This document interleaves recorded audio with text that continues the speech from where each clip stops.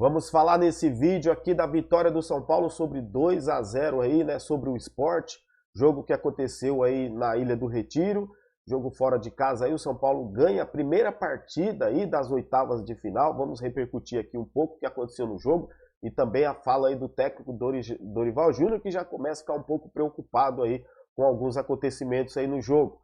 Vamos trazer também aqui as informações aí do Arboleda, que saiu sentindo dores ali, né, foi substituído, entrou o Alan Franco, né? Vamos falar disso já já. E o Beraldo aí também, né? E pode pintar na seleção, inclusive o Dorival Júnior falou disso. A gente vai repercutir isso aqui também, beleza, galera? Antes da gente começar esse giro de notícias, te peço aí aquela ajuda de sempre. Se inscreva aí no canal, deixa o like, compartilhe o nosso vídeo e não esqueça de ativar o sininho aí para você receber sempre as notificações aí do YouTube, valeu? Obrigado aí por sempre sua presença aqui no canal. Vamos falar aqui então o seguinte, vamos começar falando um pouco do jogo São Paulo Sport São Paulo, né, que foi na casa do Sport, a primeira partida válido aí pelas oitavas de final da Copa do Brasil, tá? O São Paulo que, se passar, vai ganhar aí 4.300.000 reais, valor que com certeza vai ser muito bem-vindo para o São Paulo, exatamente para dar uma controlada aí no fluxo de caixa, né, rapaziada? Vai ser muito bom. Então, no futebol, dentro de campo, São Paulo começou muito bem, mas um jogo onde o São Paulo, né, na casa do adversário, começa mandando, tocando a bola, envolvendo o adversário, não dando espaços para o adversário. Foi assim também contra o Corinthians na Arena Itaquera, né? Só que o Sport, né, é um time mais ajeitado, tinha jogadores mais perigosos, causou problemas para o São Paulo, acho que nos contra-ataques. Pelo que a gente viu do jogo, quando o Rafinha subia, até mesmo o Patrick, ficava um buraco nas alas, né? Até porque não vejo esses dois jogadores como excelentes na marcação e também na recomposição. Não são jogadores tão enérgicos. O Rafinha já no auge dos seus 38 anos, né? Ele não consegue ir apoiar e voltar com a mesma eficiência, tá? Ele ensaiou sim algumas bolas ali na linha de fundo, alguns cruzamentos. Vejo que ele melhorou em relação ao que era ele com o Rogério Ceni, deu uma melhorada. O problema é para se recompor depois. Então, acabava, né, o São Paulo tomando alguns contra-ataques e deixando esses espaços aí na beirada aí por conta aí dos laterais. E também no meio, rapaziada, como não jogou o Gabriel Neves, não jogou o Luan, não jogou o Jackson Mendes, né, o Dorival Júnior optou pelo Rodrigo Nestor como segundo volante, né, e o Pablo Maia ali ficando mais como primeiro. O problema é que na falta aí do Gabriel Neves, que é o grande homem de marcação do meio desse time do Dorival, o Rodrigo Nestor não tem essa pegada. O Rodrigo Nestor ele não marca.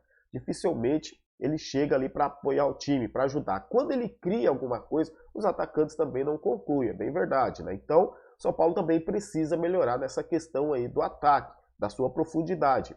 Eu não vejo assim que está sendo um problema de treinamento. Eu acho que, na minha opinião, é um problema de característica de jogadores. Tanto que quando o Marcos Paulo está e o Luciano também, o time do São Paulo tem mais aproximação, toque de bola. Então acho que o São Paulo precisa sim de jogadores, pelo menos dois jogadores, né? Um meio atacante e um segundo atacante mais veloz de movimentação para fazer uma parceria com o Caleri, né? Para um jogador que tem ali mais facilidade de enfiar essa bola aí para os atacantes. Essa é a minha visão de jogo. Se você concorda, deixa aí nos comentários aí se você concorda ou discorda aqui também da minha opinião. Fique sempre à vontade para comentar, beleza, galera?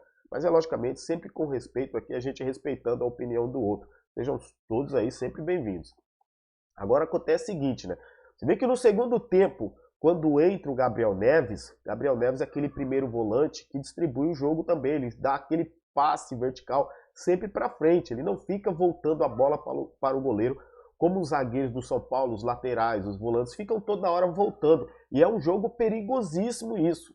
Essa saidinha de bola do São Paulo é terrível. Isso aí já foi com o Diniz, foi com o Rogério Ceni. Tá acontecendo também com o Dorival. Creio que o Dorival vai resolver isso. Chega a causar um pavor na gente. É terrível, né? A gente não vê tanta qualidade na saída de bola do São Paulo. Tanto que em algum momento a gente viu o Rafael se complicou. Quase o São Paulo toma um gol ali, né? E seria terrível, exatamente por conta dessa saidinha. Mas o São Paulo controlou o jogo no geral, sofreu pouco, bem verdade. São Paulo, mais uma vez, dominando o adversário, criando oportunidades, né, rapaziada?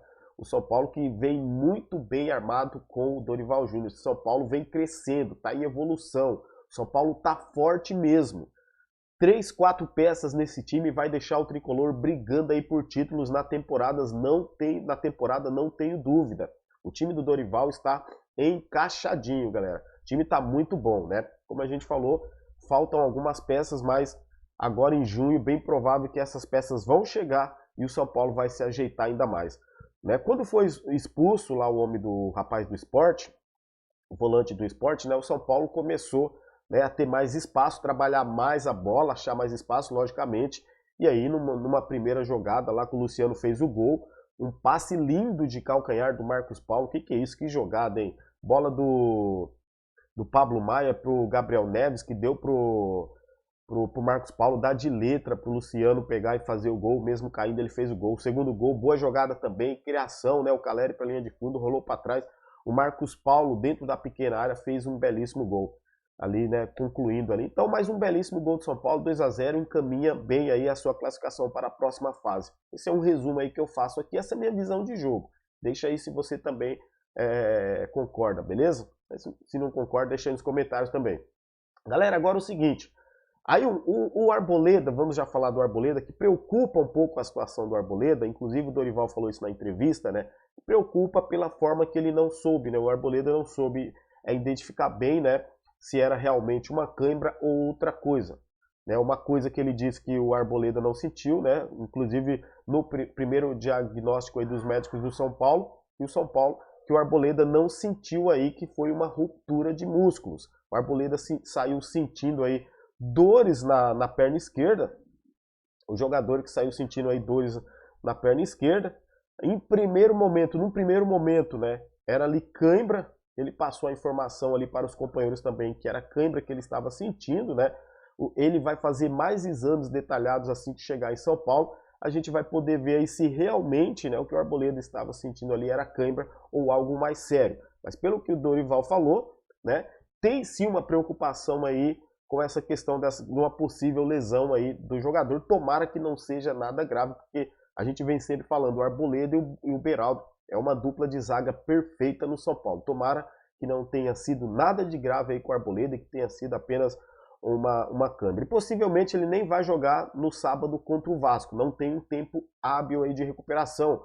Dorival Júnior cita isso, essa questão aí do calendário. Né? E quando ele fala, às vezes, não é que a gente tem que ficar poupando, o torcedor não entende que muitas vezes a gente tem que tirar um jogador e colocar o outro, porque não tem como a gente jogar as 3 competições nesse calendário com o mesmo time sempre. O São Paulo corre esse risco, né, de expor os jogadores, não só o São Paulo, como os clubes do futebol brasileiro, e acaba correndo o risco de expor o jogador, aí é uma contusão muito mais séria. Então tomara que o do Arboleda não tenha sido nada. Falando da dupla aí, exatamente aí com o Beraldo, que o Arboleda está fazendo uma dupla excelente com o Beraldo. Galera, o Beraldo, inclusive, o Dorival também comentou, o repórter perguntou para ele, né, como que ficaria aí, de repente, uma possível convocação aí do Beraldo para a seleção aí de base e vai disputar o Mundial. Ele falou, ó, não tem como a gente liberar o Beraldo nem o Patrick. Nesse momento a gente não tem jogador, inclusive o Patrick também podendo ser convocado e o Caio Paulista machucado, o Caio Paulista que vem sendo lateral. Então ele disse, não tem como o São Paulo liberar os jogadores. Se o São Paulo libera o Patrick, vai jogar quem na lateral, né? Como que vai liberar também o Beraldo? Nós estamos limitados com o elenco. Temos 10 jogadores no departamento médico. Então o São Paulo também sabe disso e com certeza esses jogadores sendo convocados aí, o São Paulo vai notificar a CBF que não vai liberar os jogadores. O que você acha disso? Você acha que o São Paulo está certo aí, né? Em relutar quanto a isso, e caso os jogadores forem convocados, eles devem ser convocados, né? O Patrick e o Beraldo, com certeza eles serão convocados aí para disputar o Mundial. O São Paulo deve recusar aí, não deve liberar os jogadores. Como o Dorival fala, o elenco está limitado nesse momento. Além de limitado, temos 10 jogadores aí no departamento médico.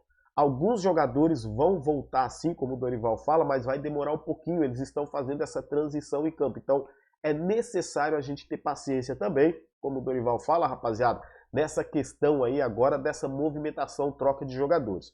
Agora, uma opinião minha, uma coisa que eu acho estranho. O Dorival fala a questão, a gente respeita a opinião do técnico, ele que está ajeitando a casa do São Paulo, logicamente, para mim está excelente, né? Muito bom o trabalho do Dorival, esse começo dele, mas a questão desse revezamento com os jogadores. já que não pode expor tantos jogadores, por que o Nestor joga todas as partidas? Né? Ele só ficou fora da última partida do São Paulo contra o Corinthians porque, né, ele tinha sido expulso lá contra o Fortaleza pelo Campeonato Brasileiro na quinta rodada. Aí na sexta contra o Corinthians ele cumpriu aí a suspensão. Agora a questão, né? Jogou com o Rodrigo Nestor, torna o São Paulo fica mais vulnerável ali no meio de campo. E ele tem no banco, né, mesmo assim, tudo bem, poupando o Gabriel Neves ali para evitar uma possível lesão, mas tem o Jackson Mendes e o Luan. Esses jogadores, eles não estão jogando com frequência, principalmente o Jackson Mendes. São jogadores importantes, jogadores que sabem jogar. Inclusive, né, eles jogam até mais ali para fazer a função de volante, mais do que o Rodrigo Nestor.